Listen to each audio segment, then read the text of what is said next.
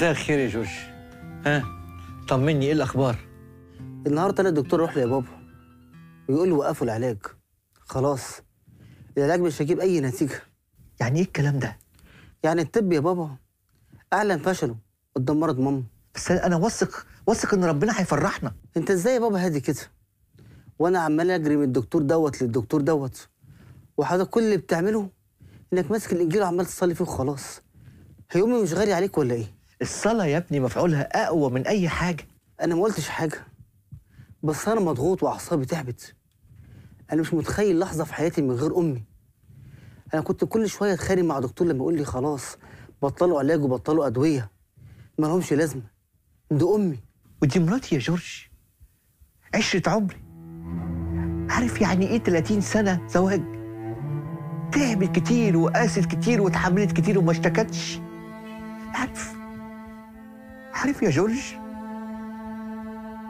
انا ما بحبش اخش اشوفها وهي عصير مرض. عارف انا اكتر لحظه خايف منها ايه؟ هي لحظه الفراق. عشان كده بتمنى من ربنا ان يكون يومي قبل يومها. ما تقولش كده، ربنا يطولنا في عمرك. انا اسف يا بابا، حقك عليا. صدقني هتعدي.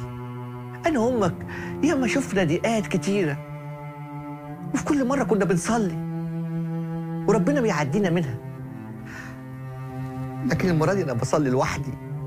خلاص بقى يا بابا، انا مش قد الحزن ده كله. علشان خاطري ما توقفش صلاه وادعي لها انها تقوم بالسلامه.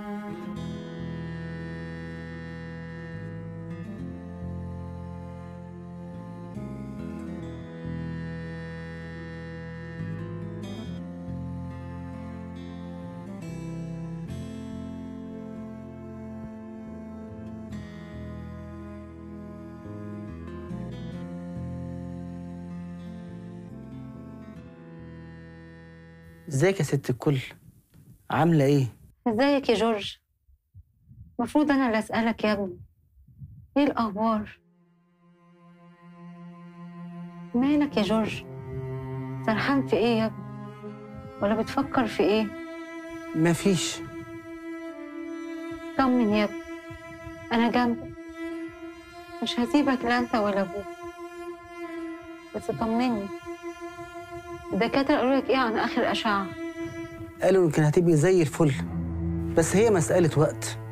ولما انا هبقى زي الفل عينيك مالها بتبصلي كده؟ مالها بقى ان شاء الله؟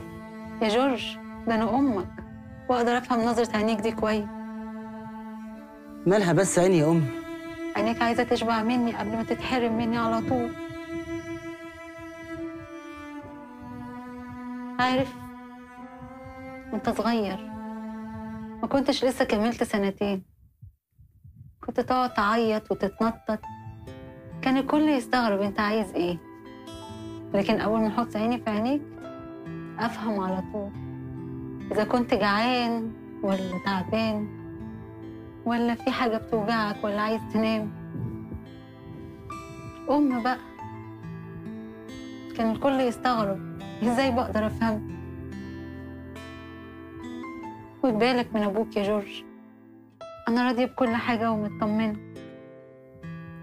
وانت يا ابو جورج هتكمل احلامنا لوحدك يا بطل، بس انا واثقه انك قدها. ما تقوليش كده يا ام جورج.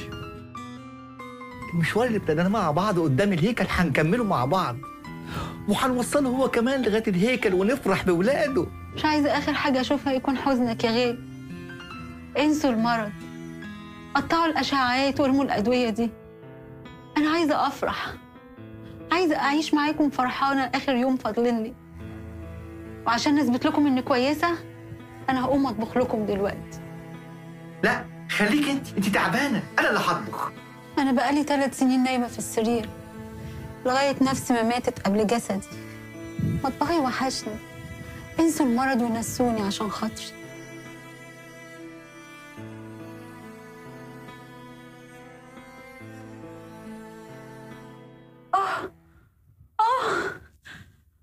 انا بين ايديك يا بابا كرولوس، عشمانة فيك، اتصرف. سلام يا ابي.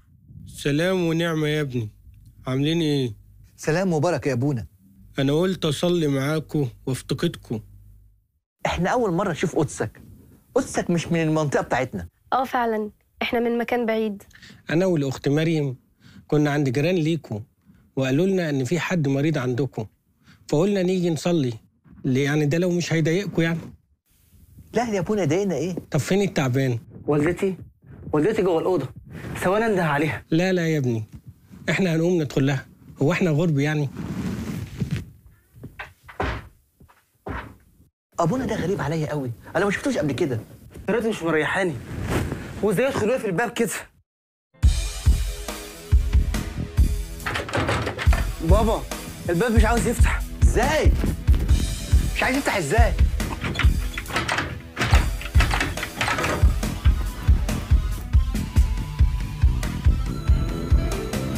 حد يعمل صينية بطاطس باللحمة في الصيام يا أم جورج؟ تقومي بالسلامة، افتحي التلاجة هتلاقيني مجهزة لك أكل صيامي.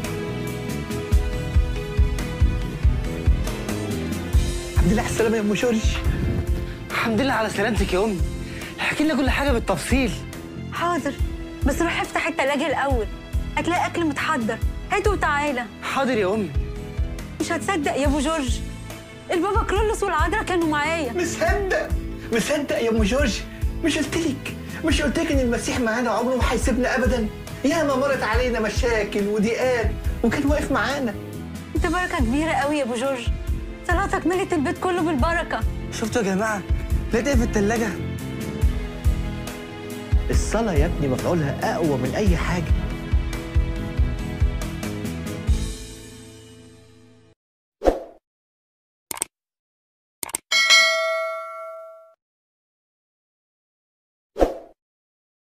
لا تنسوا الإعجاب بالفيديو والاشتراك في القناة تشجيعا لنا لنستمر بنشر المزيد إن شاء الله.